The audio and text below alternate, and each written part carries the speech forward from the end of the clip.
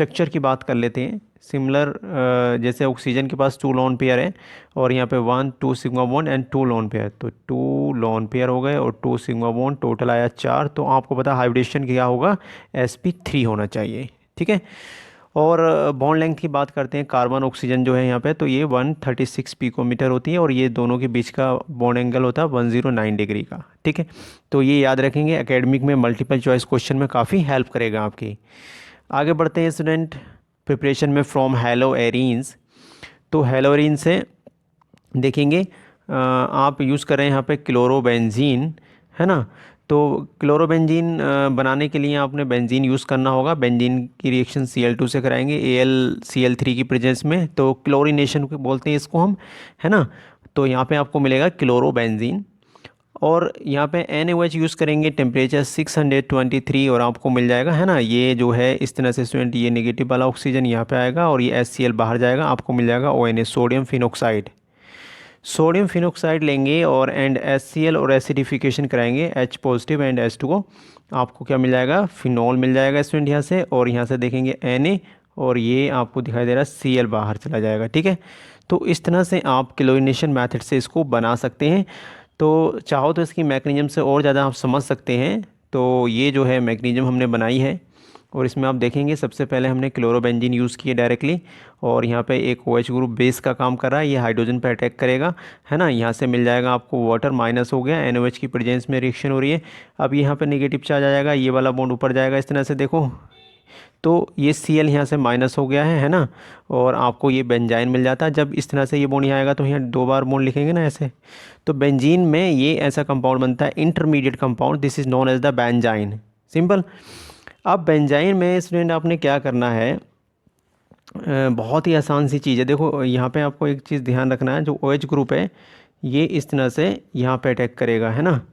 जब यहाँ से ये जाएगा तो OH ग्रुप ये यहाँ पे आएगा, है ना। ये वाला बॉन्ड ब्रेक डाउन हो रहा है, तो ये वाला बॉन्ड ऐसा आया होगा इधर, तो यहाँ पे ये OH यहाँ पे अटैक कर लेगा और यहाँ नेगेटिव रहेगा। अब ये नेगेटिव वाला चार्ज जो है इस हाइड्रोजन के ऊपर अटैक करेगा और यहाँ पे ये वाला यहाँ चला जाएगा, तो आपको ये वाला मिलेगा, this is known as the phenoxide ion. Phenoxide ion का आप एसिडिफिकेशन करेंगे, उससे पहले आप यहाँ रिएक्शन करेंगे NaOH से, आपको ये ONA यानी सोडियम फिनॉक्साइड मिल गया, ठीक है। और हाइड्रोलिसिस कराने पर H इधर OH उधर, है ना। तो आपको या HCl यूज़ कर लेंगे तो NaCl मिल जाएगा आपको और ये फिनॉल मिल जाएगा। तो इस तरह से आप क्लोरीनेशन से कर सकते हैं। अच्छे से इसको 1-2 बार लिखेंगे आप सीख जाएंगे। तो ज़रूरी है कि आपको रिएक्शन और मैकेनिज्म दोनों ही आनी चाहिए। आगे बढ़ते हैं, नेक्स्ट रिएक्शन काफ़ी इंपॉर्टेंट होने वाली है स्टूडेंट, फ्रॉम क्यूमीन। तो ये इस तरह का जो कंपाउंड आप देख रहे हैं, कार्बन के पास यहाँ पे CH3 और ये CH3 बेंजीन रिंग, इसे हम क्यूमीन बोलते हैं। यहाँ पे आप ऑक्सीडेशन कराएंगे in the presence of the HNu sunlight and homolytic cleavage यहाँ पे होने वाला है। आपको मिलेगा क्यूमीन हाइड्रोजन पेरोक्साइड की, ये ऑक्सीजन जो है यहाँ पे इस तरह से जुड़ जाएगा, ठीक है। तो ये एक पेरोक्साइड रिंग आपको, पेरोक्साइड बॉन्ड आपको ये दिखाई दे रहा है। अब आपने एसिडिफिकेशन कराया तो सिंपल एसिडिफिकेशन से आपको यहाँ पे 2 कंपाउंड मिलते हैं, एक फिनॉल मिलेगा और दूसरा आपको एसीटोन मिल जाएगा। एसीटोन एक बाई प्रोडक्ट होता है, यहाँ से भी क्वेश्चन पूछता है। तो अगर हम इसकी मैकेनिज्म देखते हैं तो देखो इस तरह से चलती है रिएक्शन। हमारे पास ये बेंजीन है ना। सिंपल पहले आप सिंपल हम इसमें यहाँ डायरेक्टली क्यूमीन से ही बना लिया। अब हम नेक्स्ट रिएक्शन की बात कर रहे हैं, फ्रॉम बेंजीन सल्फ्यूरिक एसिड, ठीक है। तो मैकेनिज्म की यहाँ पर ज़रूरत नहीं है, फ्रॉम बेंजीन सल्फ्यूरिक एसिड से बनाएंगे। तो हमारे पास क्या है, ये बेंजीन है और हम फ्यूमिंग H2SO4 यूज़ करते हैं। फ्यूमिंग H2SO4 क्या होता है, SO3 + H2SO4। तो इस तरह से उसको लिखने का तरीका ऐसा होता है और यहाँ से आपने SO3, है ना, इस तरह से यहाँ पे अटैक कराया और आपको ये बेंजीन सल्फोनिक एसिड मिलेगा। NaOH डालेंगे, आपको ये इस तरह से ये वाला कंपाउंड मिल जाएगा, ठीक है। तो आगे बढ़ते हैं, इस रिएक्शन को कंप्लीट करेंगे। आप NaOH के 2 मॉलिक्यूल यूज़ करेंगे और ये यहाँ से मिल जाएगा आपको Na2, है ना, SO3 ये आपने माइनस किया और यहाँ से वाटर मॉलिक्यूल और ONA इसके साथ ले जाएगा, तो ये सोडियम फिनॉक्साइड मिल जाएगा आपको, ठीक है। ध्यान से देखेंगे तो ये देखिए, है ना, यहाँ से ये Na जा रहा है और यहाँ से ये ONA इसके पास अटैक कर रहा है और यहाँ से ये H2O बाहर जा रहा है। तो आपको ये सोडियम फिनोक्साइड मिल गया है ना। सोडियम फिनोक्साइड में फिर से अपने हाइड्रोलिसिस कराना और आपको ये फिनॉल मिल जाएगा डायरेक्टली। तो सिंपल सी मेथड है, यहाँ पे ज़रूरत नहीं है मैकेनिज़्म की, इससे आपका काम चल जाएगा। जहाँ ज़रूरत होगी हम मैकेनिज़्म कराएंगे। यहाँ पे नेक्स्ट हमारे पास है from diazonium salt. Diazonium salt से आपको क्या करना पड़ेगा, सबसे पहले आप क्या करेंगे, प्राइमरी अमाइंस या एरोमेटिक अमाइंस यूज़ करेंगे। दिस इज़ एनिलीन, और यहाँ पे sodium nitrite and Na2 plus HCl use किया। डाईएज़ोटाइजेशन बोलते हैं जब Na2 और HCl लेते हैं आप। तो यहाँ पे आपको बेंजीन डाइज़ोनियम क्लोराइड मिल जाता है डायरेक्टली। सेंड मेयर रिएक्शन में आपने पढ़ा था ये, ठीक है। हाइड्रोलिसिस कराएंगे तो आपको मिल जाएगा फिनॉल, सिंपल। अब बात करते हैं स्टूडेंट फिजिकल प्रॉपर्टी की।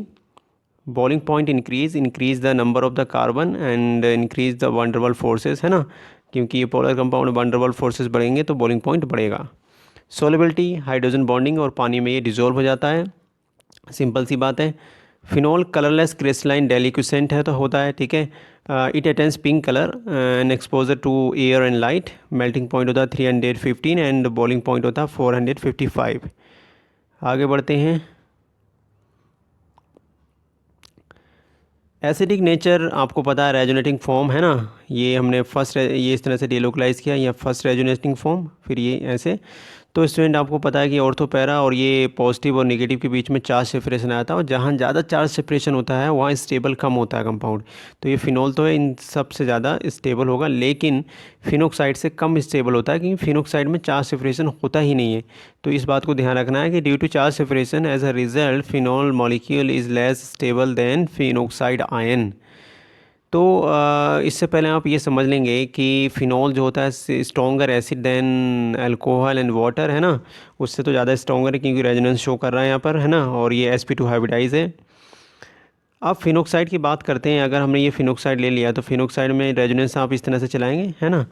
तो यहाँ पे देखेंगे नेगेटिव चार्ज है, पॉजिटिव चार्ज नहीं आ रहा, तो चार्ज सेपरेशन नहीं है, इसलिए फिनोक्साइड जो है फिनोल से भी ज़्यादा स्टेबल होता है। यहाँ से क्वेश्चन मिलेगा आपको, तो ये समझ लेना आप कि resonating forms of the phenoxide ion no charge separation, so phenoxide ion is more stable than phenol, ठीक है।